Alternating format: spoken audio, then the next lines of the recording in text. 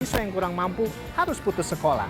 Nah, pemirsa, untuk sosok inspiratif saya hari ini adalah seorang perempuan yang memiliki kepedulian yang cukup tinggi bagi dunia pendidikan hingga dia mendirikan sebuah sekolah khusus bagi kaum duafa. Inilah People and Inspiration bersama Siska Masardi. Nah, ini dia, saya sudah bersama dengan Ibu Siska Masardi, pendiri dari Sekolah Batutis Al Ilmi. Langsung saya kita ngobrol-ngobrol. Bu Siska, jadi awalnya kan Ibu memang mendirikan sekolah ini untuk orang-orang yang kurang mampu. Ya, kaum duafa bisa bilang seperti itu.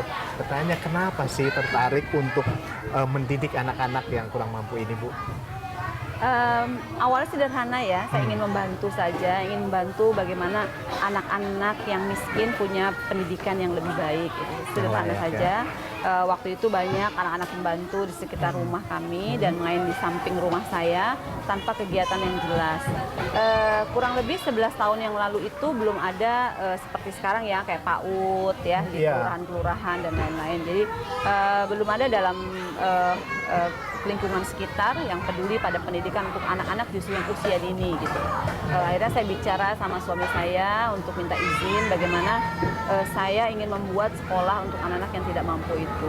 Jadi ketika pertama kali dibuat waktu itu masih setingkat TK, tapi sekarang kan sudah sampai di SD ya. Dan dulu saya dengar itu pertama kali dibuka di garasi rumah. Wow, seperti apa itu, Bu? Bisa diceritain? Ya, karena keinginan kami ingin membuat sekolah, tapi dana yang kami punya juga tidak banyak. Dan saya juga bukan orang kaya raya yang punya gedung dan lain-lain. Jadi yang kami punya saat itu cuma garasi. Jadi ya saya bilang sama suami saya minta izin untuk garasi ya silahkan, kalau memang mau dipakai ya mungkin lebih manfaat gitu. Jadi dengan kelas yang sangat-sangat sederhana dengan kemampuan saya dalam hal mengajar juga yang masih sangat-sangat minim, kebutuhan yang untuk mengajarnya pun juga sangat-sangat minim.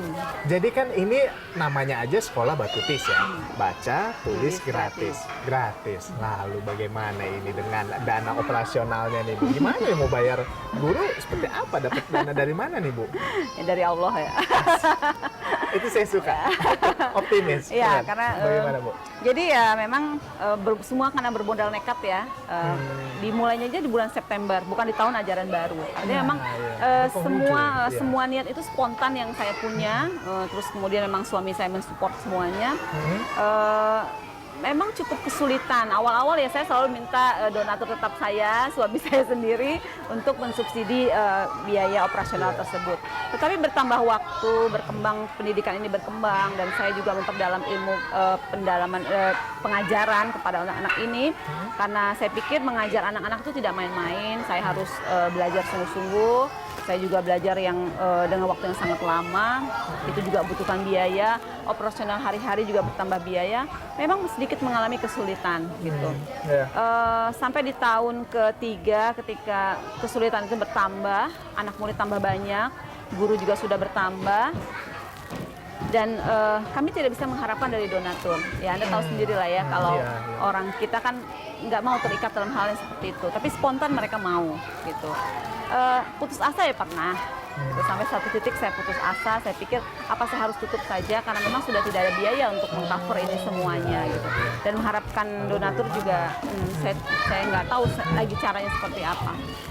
Dan suami saya selalu berpesan kepada saya tidak boleh meminta kepada orang lain. Jadi biarkan orang melihat dan membantu kami. Jadi kan cukup sulit ya. Kalau saya diizinkan untuk bantu ya bantu, mungkin ada yang membantu. Tapi suami saya bilang tunjukkan kerja kamu dulu biar orang lain melihat kerja kita.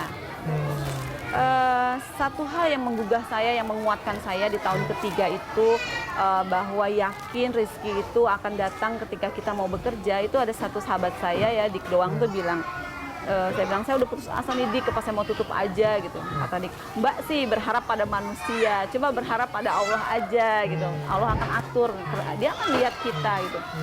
Saya baru sadar, saya pikir ya saya kemarin-kemarin selalu berharap kok nggak ada sih orang yang datang bantu kami, kok teman saya nggak bantu saya sih. Pikiran-pikiran itu sudah mulai muncul gitu. Tapi ketika kami yakin bahwa ada guru-guru di sini, ada murid-murid di sini yang sudah punya rizki. Kan kita yakin ya, setiap Iya. manusia sudah ada rizki yang diatur sama Allah. Betul. Ketika saya punya keyakinan besar tentang hal itu, jadi saya yakin semua yang ada di dalam keluarga besar Batu Tulis ini Allah sudah atur rizkinya, gitu. Entah dari mana. Kita hanya kerja saja, maksimalkan kerja kita tuntas, insya Allah. Sekarang kita ngomong soal guru nih sekarang. Kalau untuk gurunya sendiri gimana nih Mbak? Apakah kesulitan nggak sih mencari guru untuk bisa ngajar di sini? Memang dalam hal urusan guru itu Iya. bukan hal yang mudah ya buat kami. Itu yang tadi dibicarakan soal angka, soal passion gitu Iya. ya. Tapi kami menerima guru di sini tidak ada kriteria yang kami berikan selama dia memang pekerja keras, jujur ya. Jadi itu buat saya pribadi sudah cukup gitu ya. Jadi tidak banyak tuntutan artinya. Jadi kalau awal sih kami selalu bilang kalau mau belajar di sini, tapi kalau mau cari uang jangan di sekolah kami.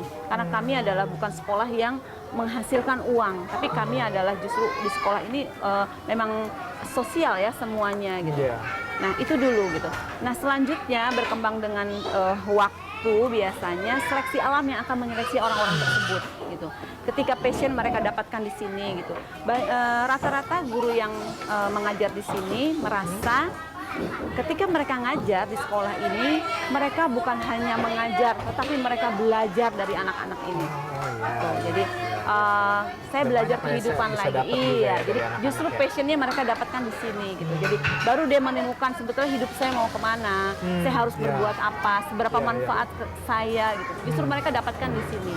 Itu makanya yang sudah mendapatkan passion akhirnya di sini, mereka akhirnya istiqomah untuk terus bergabung pada kami. Lanjut ya. Iya. Dan Oh, uang udah bukan segala-galanya ya kalau udah kayak gitu. Waktu itu nyari murid susah sampai harus ke rumah-rumah. Seperti apa waktu itu, Ya. Bu? Sebetulnya bukan sulit ya, tapi tidak mudah Untuk meyakinkan mungkin meyakinkan orang tua bahwa kami membuat sekolah yang gratis gitu awalnya. Karena ketika kami memberikan informasi bahwa ada sekolah gratis, mereka seperti tidak percaya gitu bahwa ada sekolah gratis 11 tahun yang lalu. Janji gitu kan. surga. Iya, hari gini gratis Hari gitu gini. ya. Mana mungkin banget gitu. Jangan-jangan nantinya Iya. mereka sudah punya pikiran-pikiran ya. yang lain gitu. Tapi ketika kami meyakinkan ini bahwa benar-benar gratis, memang akhirnya banyak orang yang datang kemari. Oke, baik pemirsa, kita masih akan ngobrol banyak lagi dengan Bu Siska. Kira-kira seperti apa perjuangannya bersama dengan Sekolah Batu Tulis Al Ilmi ini. Saksikan pembicaraan kami selanjutnya hanya di People and Inspiration.